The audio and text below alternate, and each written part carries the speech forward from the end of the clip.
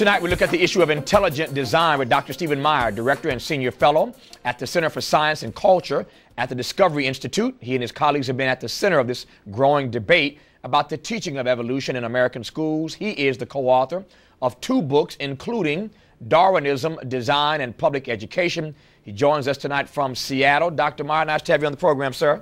Great to be with you, Tavis. Let me start with those 2 questions that I posed in the introduction, namely and simply, what is intelligent design and why is it so controversial? Oh, those are great questions. Well, as to what it is, it's the theory or the idea that there are certain features of biological systems that are best explained by an intelligent cause rather than an undirected process like Darwin's idea of natural selection. What features are we talking about? We're talking about things like the little miniature motors, the rotary engines, the turbines, the sliding clamps, this exquisite nanotechnology that scientists have been discovering in cells over the last 30 years. And we're also talking about something that's really interesting to me personally, which is the digital code that is inscribed along the spine of the DNA molecule, the instructions that the cell has for building all of these little miniature machines inside the cell. So we've got code and we've got machines in cells, and this looks to many scientists to be the evidence of an actual intelligent design, not an undirected process. So for my mother who's watching in Indiana who doesn't have the degrees that you have, or for that matter that I have, what you're really saying is that the human organism, that the human body is so intricate that there has to be something other than this mere process of evolution that makes us who and what we are? Right. I mean, we're not opposed to the idea of evolution per se, meaning change over time, but we are challenging the Darwinian idea that things arose through a purely undirected process. We think that things arose by some kind of design, and you can see the evidence of that when you look closely at the cell, because you've got, as I said again, this information encoded in DNA. We know from experience that when you get if you need a computer program, you need a computer programmer. In fact, we know that any time we find information, whether it's in the form of a hieroglyphic inscription or a newspaper headline, invariably there was an intelligent agent behind that information. So when we find information encoded in the DNA in this 4-character digital code that's responsible for all the instructions in the cell, it's the logical inference and explanation to say that an intelligent agent of some kind played a role in the origin of those living systems. Let me ask a question after this preface. I don't know if that helped your mother or not. Maybe there's still too many big words. I'm going to ask another question that I think might advance the conversation for her and others who are watching. Yeah. Let me put it this way then. What you call intelligent design, my mother and others might call God. So let me ask 2 questions. One, if it is God we're talking about here, why don't we call it what it is, number 1? And number 2, if that's not what you're saying, what then is the distinction, the difference between intelligent design and, shall I say, creationism? Well, those are great questions. The key to this is the difference between the evidence and the implications. Okay. We're scientists, and we're looking at the evidence. And what we can tell from the evidence is that some kind of intelligence must have played a role. If you see an inscription, you see some written text, if you see software, you know that there was a programmer or an intelligence behind it. And that's what we got in the cell. Okay. Now, the question as to the identity of that intelligence, that's a second question, a second-order question.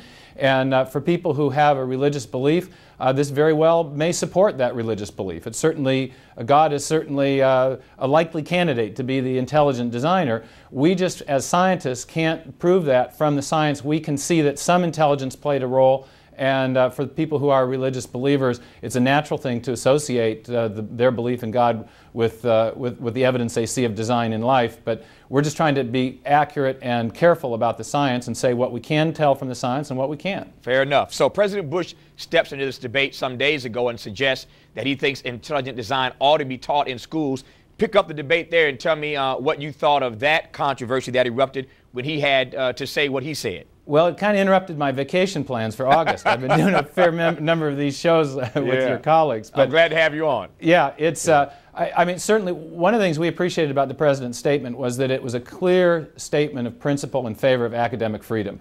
And what we're finding around the country is that many scientists who are challenging the strict Darwinian interpretation of life, and scientists that are going further and even saying, hey, I think there is evidence of design, are paying a price for that in their scientific careers.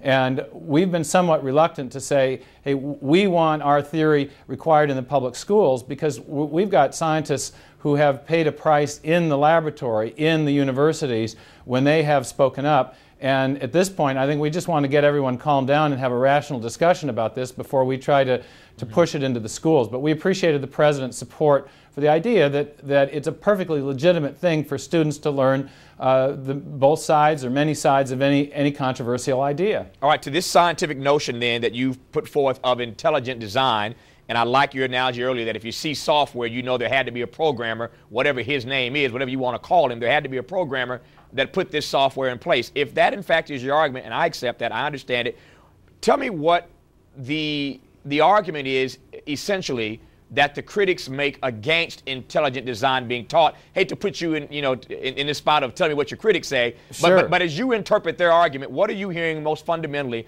about why your critics don't want intelligent design taught in schools? Well, one of the things, maybe the most common thing that we hear is that it's not a scientific explanation to say that intelligence played a role. But there are many sciences that do in fact infer intelligence. If you're an archaeologist, and you find an inscription in a piece of rock, if you're looking at the Rosetta Stone, for example, you're going to infer that an intelligence played a role. And it turns out that there are developments in some technical fields, complexity and information sciences, that actually enable us to distinguish the results from an intelligent cause, distinguish the results of intelligence as a cause from natural processes. And when we run those kinds of modes of analysis on the information in DNA, they kick out the answer, yeah, this was intelligently designed. So there is actually now a science of design detection. And when you analyze life through the filters of that science, it shows that life was intelligently designed. So one of the things we want to say to our critics is, look, we got to be open to whatever the answer is. We can't decide in advance that we're not going to allow certain kind of answers to be considered by scientists. The fundamental commitment that every scientist has is to follow the evidence where it leads, even if that leads to an uncomfortable conclusion, one that maybe your mother would like. Let me ask you then where you think this debate is headed. Increasingly, I saw the New York Times op-ed page yesterday that was pretty much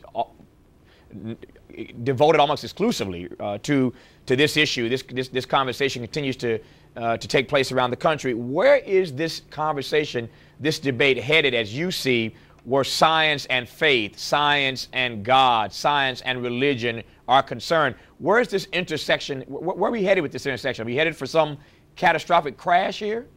Well, I think, first of all, there's a lot of good science that's going to be done on the basis of the idea that life really was designed. I mean, the Darwinian idea is that things look designed, but they're not really designed because an undirected process called natural selection produced that illusion of design. And we've seen for 30, 40, 50 years now in biology that people actually approach the living cell as if it were an intricately designed system and then they actually do reverse engineering in order to figure out how the cell works.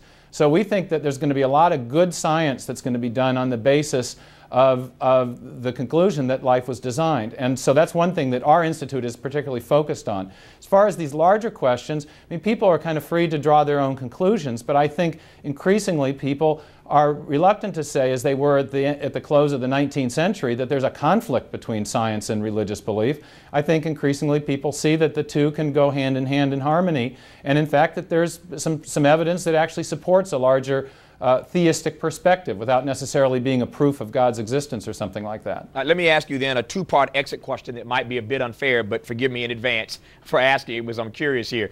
Tell me, you got to ask the hard questions. That's your job. Yeah, right? well, that is my job. Let me ask you then a two-part exit question.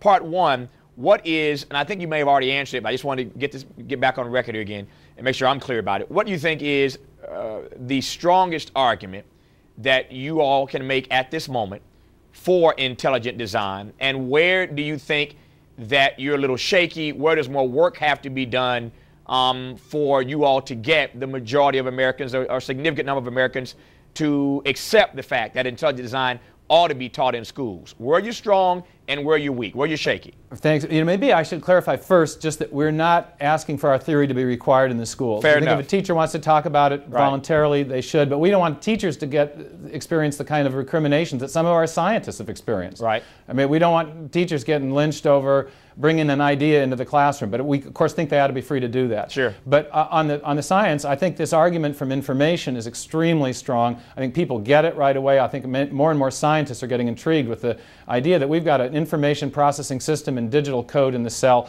We've got to explain that. We haven't done that from an evolutionary standpoint, and yet it screams intelligence. We've also got a lot of little miniature machines that also look for all the world like something that was designed by very, very intelligent engineers. So I think those are very strong arguments for design. I think one of the things that we want to do to advance our research program further is start to draw out the implications of intelligent design for different aspects of biology, and that's going to take more research dollars, more scientists devoting their career to that. And we see we're in the early stages of that, and we think there will be more research coming that shows how fruitful intelligent design is for making other discoveries in science. Dr. Stephen C. Meyer, Director of the Center for Science and Culture at the Discovery Institute. Dr. Meyer, I enjoyed our conversation, and I suspect in the coming days, months, and years, we'll get a chance to talk about this again. I got a feeling this will be the last conversation. I enjoyed it too, Tavis. Thanks for having me. Glad to have you on the program.